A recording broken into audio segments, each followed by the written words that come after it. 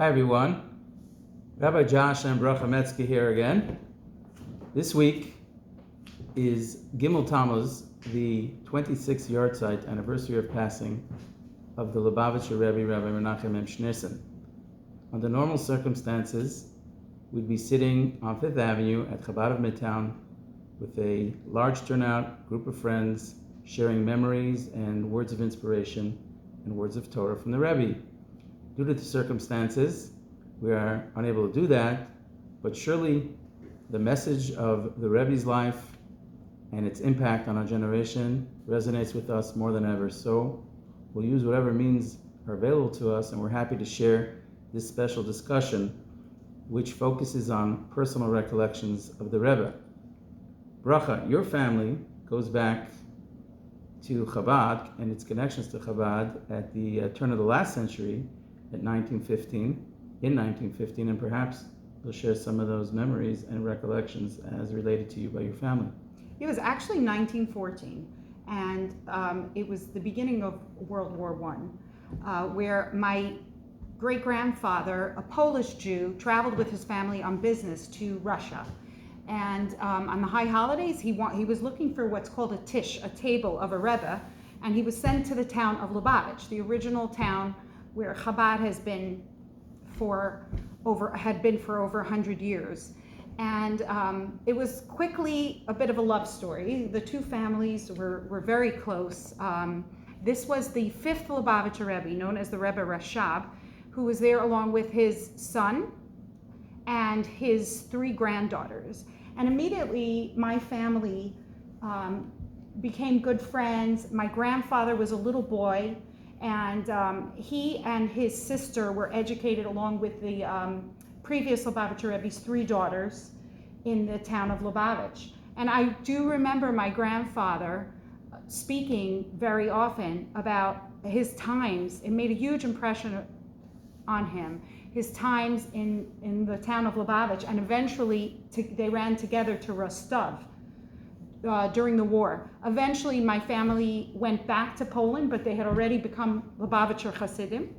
And 30 some odd years later, at the beginning of World War I, when the Rebbe and his wife, the Rebbitzin, Chaim Mushka, they weren't yet Rebbe, the Rebbitzin's father, the Friedrich Rebbe, the prior Lubavitcher Rebbe, telegrammed my grandfather, who was on business in Paris, and mentioned that his daughter and son-in-law would be arriving, and my grandfather went to look for an apartment for them and spent a lot of quality time with them in that time. He always talked about how impressed they were by their humbleness and by their unwillingness for the frills and the bells and whistles. They didn't want any of that. They wanted to live privately. The Rebbe gave a shir that the Rebbe davened in the shul where my grandfather was the gabbai. And as a matter of fact, when my father was born in 1939, the Rebbe and his wife, Rebbe Chaim Mushka, were the kvaterin who officiated at his bris ceremony, and they carried my father towards the actual ceremony. And that's something we're very proud of, but much more than that. And those stories did have a big impression on me. But the Rebbe's leadership is really what left the greatest impression. And I think for anyone that was fortunate like we are, like privileged really, to have been in the Rebbe's sviva, in the Rebbe's atmosphere, and to see feel the energy. It was more something you felt than that you saw. It was absolutely tremendous. As a kid, I didn't realize how lucky I was, but I did definitely feel that energy. And I think that the way the Rebbe empowered people was incredible. Like, it wasn't male-centric or even Jewish-centric. The Rebbe always made people feel like they have a mission in this world and that everybody has so much they can contribute. So, particularly when I was a child, you remember the rallies? Of course. Okay, so the Rebbe would hold rallies in 770 in the main shul that were geared just for children. And I remember the excitement, school buses taking us there. The Rebbe would speak with them, sing with the children. And that really made us feel special. In some places, children might be marginalized. No one was ever marginalized in the Rebbe's influence. Actually, when I got older, when I was a teenager, I would attend the Rebbe's farbrengens, like the Hasidic gatherings that were literally just for women. The whole shul was given over to the women, and the Rebbe would speak just for the women, and he would speak a lot about the role of a Jewish woman and its prominence and its importance as the foundation of the Jewish home. So that is really, as much as I heard incredible family stories, I think just being there was the greatest influence, and I feel like now we need to give it over. And I know you have tremendous stories from many years sitting by the Rebbe in the Rebbe's atmosphere in Crown Heights, and I'm hoping you'll share your journey with us, please. So our connection to the Rebbe goes back on my maternal side. My mother's father visited the previous Rebbe in Poland, in Otwocka in Poland, and then later he was a rabbi, although he was not a Chabad, a student or a Chabad Chassid, but he was honored by the previous Rebbe who hired him, recruited him to one of the most prestigious Chabad synagogues in the country at the time in Chicago. And he became a fast admirer of the Rebbe's then son-in-law and a devotee and colleague, an admirer of his, and that lasted for many, many decades. So that's on my mom's side. On my dad's side, my father, who comes from a non-Chabad family, one of the pioneers of Judaism in America starting from 1920, so he and a group of friends literally fell in, for lack of a better word, fell into 770, the Rebbe's synagogue, on the first night, literally the first night of the Rebbe's leadership, and he captured his soul, for lack of a better word, captured his soul and mesmerized him with his leadership qualities and his message of love and unity and education. So I was born into that, into a family that revered the Rebbe and had a great relationship with him. My earliest memories, literally from the cradle, are visiting the Rebbe for audiences, my dad's birthday, and attending the Rebbe's talks and farbrengens, Hasidic gatherings. And I remember a specific point before my bar mitzvah, I was just electrified, standing there at the Rebbe's gathering, feeling this is my place, and the Rebbe spoke to my soul. And then I had an audience for my bar mitzvah, and about that time I discovered the world of the Rebbe's day-to-day activities and services, prayer services and talks, and I became completely mesmerized and electrified by the Rebbe as a personality. And over the course of the next 15, 20 years, I had the opportunity to witness and be at the Rebbe's court to see countless interactions and stories and episodes and things that the Rebbe said and did, which left a great imprint on me for my life, for the rest of my life. Do you have any stories? Many stories, but a few special ones come to mind. As a young child, the Rebbe would walk home on Friday night. And I remember the way he would literally go out of his way to say hello to every single person, not just to Jewish people, but to everybody. And he would acknowledge and say hello to everybody in the most graceful, respectful way. And it resonated respect and value for each and every person. It wasn't just being courteous. You got the sense that he really cared deeply about every single individual. And in that context, I saw many, many things. You know, the Rebbe didn't hesitate to stop and pick up garbage if he felt that, you know, the sidewalk should be cleared or the synagogue should be kept clean. So he projected himself with a tremendous amount of care and humility for people and for his surroundings. Right. Well, I think nowadays, especially, the Rebbe's humanity is just an example to everybody. Just really, we had politicians from all walks of life, all religions, all races coming to visit the Rebbe. And we saw that. We saw how the Rebbe respected all types of people, and that inclusiveness was a tremendous influence. And growing up in Crown Heights, I'm sure your family had it too, we had these pagishas where They would welcome all kinds of people to Crown Heights for Shabbos. And very often it was non-religious people from all types of backgrounds. And the Rebbe would often speak just to them. He spoke especially for Israeli soldiers. I remember wounded Israeli soldiers and just people from every walk of life. And so that is really how we came to be in Midtown. I think Chabad of Midtown, where we were basically fortunate enough to have the Rebbe's training in that we open our doors to everybody, we interact with everybody. It's an opportunity to just be a beacon of light unto the world, and everybody has something to contribute. Tell us a little bit about the Chai Foundation. I know you have a lot of stories from your interaction with the Rebbe on the minutest detail. I love hearing this. Tell us. So, the Rebbe always, when he would talk passionately about any type of campaign or outreach, observance, mitzvah, educational thing, he would always say about we have to share this with the world. Share this with the world. And although the Rebbe placed paramount importance on the individual, but there was this global message. And there was this sense that he wanted to share the beauty and the charity and the kindness of Torah and its observances with the world at large. Not just the Jewish people, because the Torah itself is God's word of kindness to the whole world. And how does one share things with the world? It was before the internet. Right.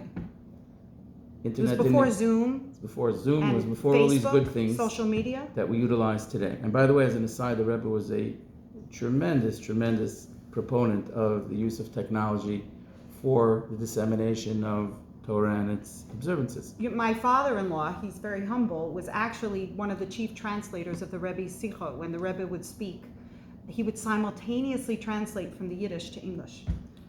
So as a yeshiva student, we said, how can we share the Rebbe's messages with the world, speak to the world? So we started a campaign and an organization called the Chai Foundation. Chai is an acronym for Chabad Advertising International, basically utilizing the mediums of print advertising and expanded from there into other mediums.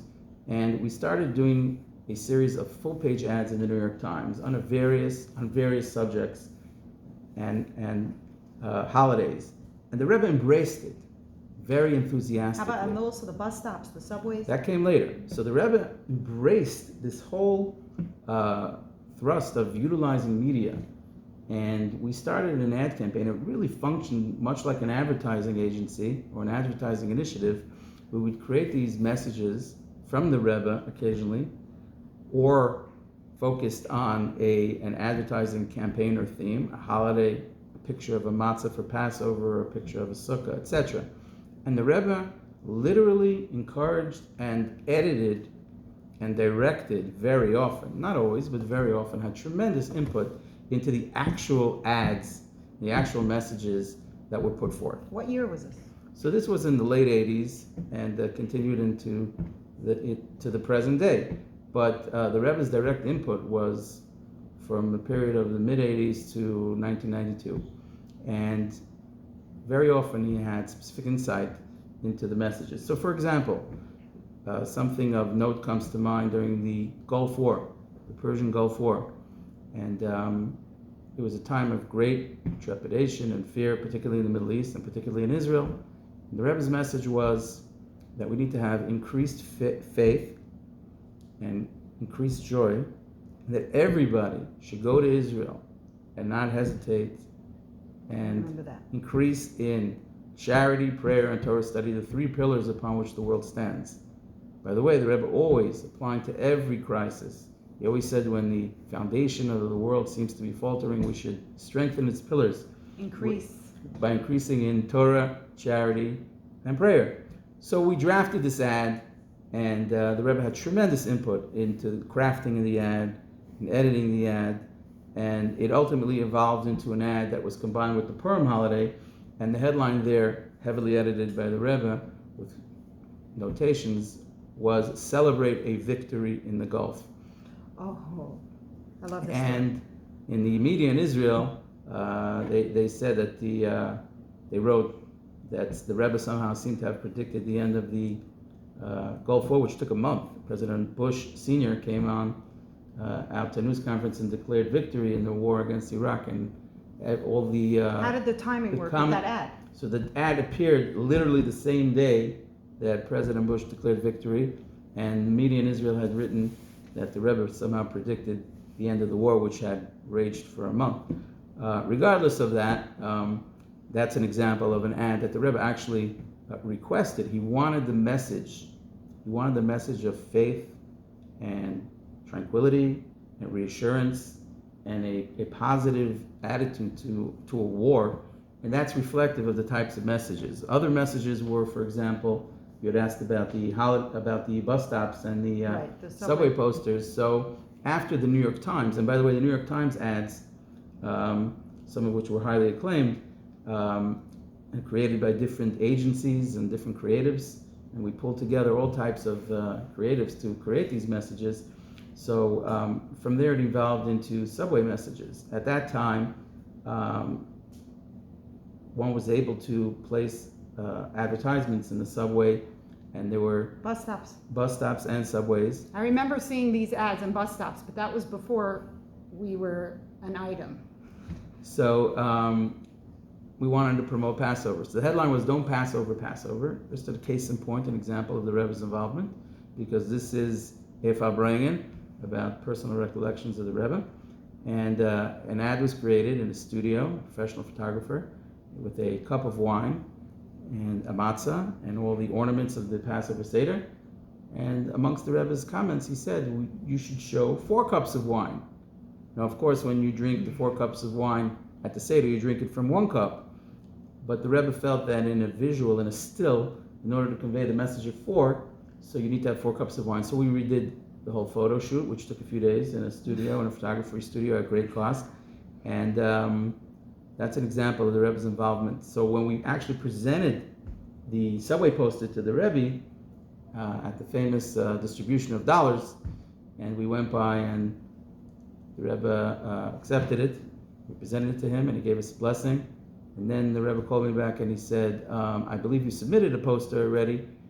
And I nodded, and he said in Yiddish, Besser nemt und legt auf nach a subway. He handed it back to me and he said, since I have it already, it's better that you take it and place it in another subway. Use it. And there too you got the sense that the Rebbe really, he wasn't just being, he wasn't just being funny. He really meant, let's push the limit. Spread the light. One more mitzvah, one more good deed, put it in another subway. And that's reflective of the Rebbe's approach to things. So how did the Chai Foundation, when I came along, it was after Gimel Tammuz, after the Rebbe's passing. I know when we were engaged, you were already working in Manhattan. And tell us about how that segued, your office there, and why you had an office there, segued into Chabad of Midtown. So I had initially set out on this mission or program of utilizing advertising and media and PR to promote the Rebbe's messages with the world at large.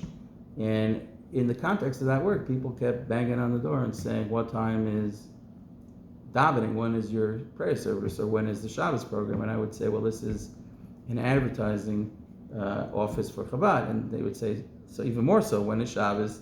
And when is prayer services? And as people kept coming to the office, and as people kept responding to the ads in the subways, these ads were posted on the subways, and it was before the internet, so there was this hotline number that you can call, and the phones were ringing off the hook for programming. So the programming and what became Chabad of Midtown is really an outgrowth of the Rebbe's global outreach messages that were shared through the media. Well, it definitely dovetails with Chabad houses all over the world, meaning with whatever means, whether it's technology, whether it's print, whether it's Chabad all over the world, is just to share the light and spread it around. There's actually a great, another incident with the Rebbe that I think ties into your question about how the Chabad Center on 5th Avenue is an outgrowth of the prior work in the Chai Foundation, the Rebbe's messages to the world. And by the way, these messages that were created for the Rebbe's campaigns were taken by Chabad houses around the world. We'd actually make them available the creative side of it to Chabad centers. We mail it out all over the world, and people actually were able to print it in their local papers with their sign off. Mm-hmm. So one particular ad also comes to mind, which I think reflects an answer, it sheds light on your question, where it was a Hanukkah message, and it focused on the saying of the previous Rebbe, who wrote very poetically that one has to listen to the message that the Hanukkah candles tell us, that they represent something. And he said in Yiddish that every single flame tells a story. So we drafted a New York Times ad, and the headline was Whispering Flames. It sounded very poetic, Whispering Flames. And the Rebbe responded, he circled that and made a notation in pencil. He said, they're not quiet, they speak to the whole world. So we adjusted the headline, and it ultimately appeared in the New York Times as Listen to the Flames. But that line resonates in my head, that we're not supposed to be whispering. We're supposed to be loud and clear about our Yiddishkeit and about the message, the Rebbe's message, and the message of humanity and kindness and goodness and Torah. Correct. So we're speaking to the world, and it speaks to the whole world. So I think that the Chabad house that is able to be at the crossroads of the world on Fifth Avenue, welcoming thousands of people every single day, particularly on Shabbat, is very much reflective in the spirit of that notation of the Rebbe that he wrote on one of those ads, that we're speaking to the whole world, and it's out loud with great impact.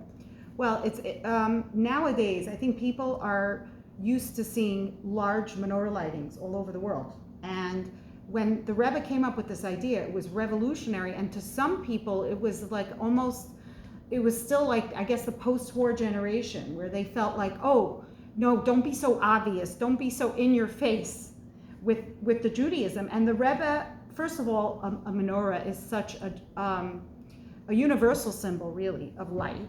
Like, it's not, that in your face, but the whole mitzvah of a menorah and why we put it in the window or by the doorway is for Persume Nisa. But Persume Nisa really sums up, I think, a lot of what the Rebbe wanted for the world. And it doesn't just apply to Hanukkah, but it's very symbolic that nowadays every city in the world, big city in the world, has a menorah lighting. And we do ours on Fifth Avenue. We usually do a big ice menorah lighting in addition to a metal one that we have every night. And we're on Fifth Avenue between 42nd and 43rd Street. So we're sort of equidistant between Times Square, Grand Central, I always say, Rockefeller Center, Empire State Building. We're right at the epicenter of all that. And it's incredible to see many non-Jewish tourists and Jewish tourists stopping. There's all the holiday lights from the other holiday. You have people in the street with the lights and the Salvation Army, Santa Claus. And here you have the menorah, which is meant to be a light for the entire world, not just for the Jewish people. And that is really the Rebbe's influence. Many other people do menorahs now, and that is because the Rebbe made it okay. And not just okay, but encouraged us to share that. Another important campaign that echoes what you've just said is a subway campaign which was created, and a New York Times campaign focused on the slogan, "In God We Trust." And I think this is particularly important for the troubling times in which we now find ourselves, is the message of "In God We Trust." And this is a recurring theme that the Rebbe always focused on, that on our money is, the Talmud says, that which keeps us on our feet. It sustains us. So money is not just a possession. Money is that which keeps us alive.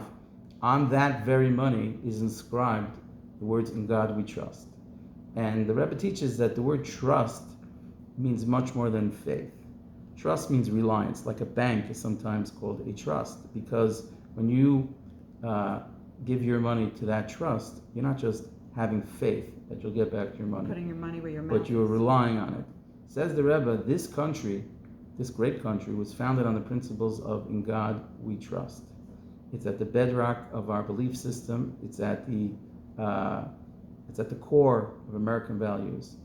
And whenever there was any type of crisis, or even in good times, the Rebbe always pointed to these words as the reassuring pillar of faith and trust that this country is built on.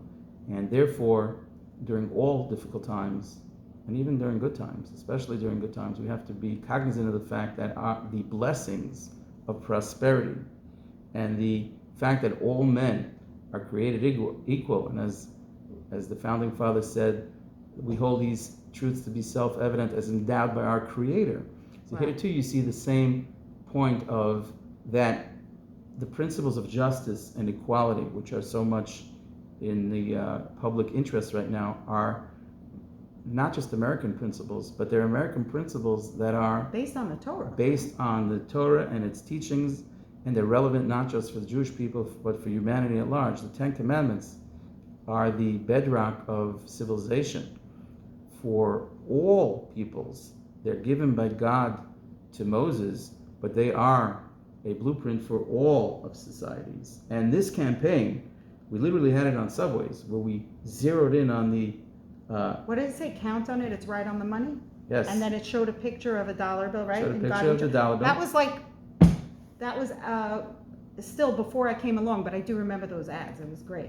So I think it would be great to resuscitate some of those campaigns, because their message is as relevant as ever, and we need those reassuring words of reliance and trust to get us through the challenges that we face. And surely the country will rally, and the principles of faith and trust in God upon which this great country is founded will stand us in good stead to unite the country and to heal the country during these difficult times.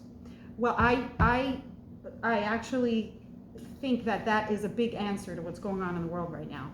The upheaval, we need to be reminded of that. If you're a God-fearing person, then you know everyone is created by God, and you need to respect all of God's creations.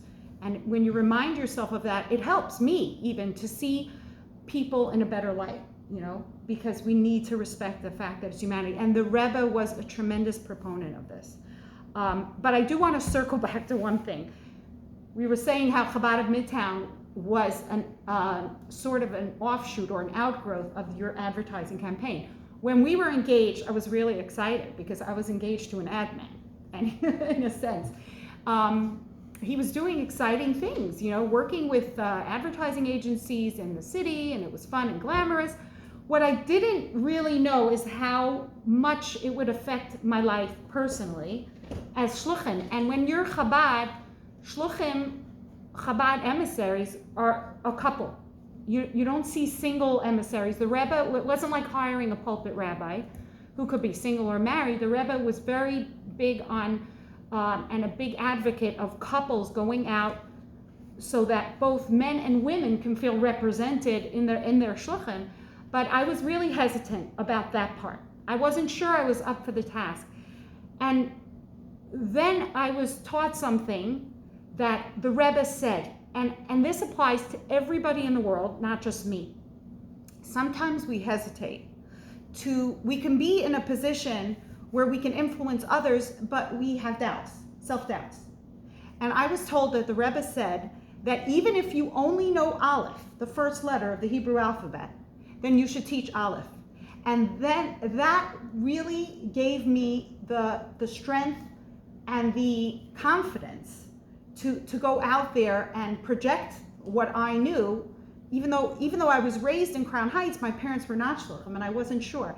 And the Rebbe always encouraged everyone to be a shliach wherever you are, in a sense. We're all shluchim. When people would go to the Rebbe, someone from Colombia, someone from all over the world, just regular businessmen, etc., he would say, do you know other Jewish people? Did you share?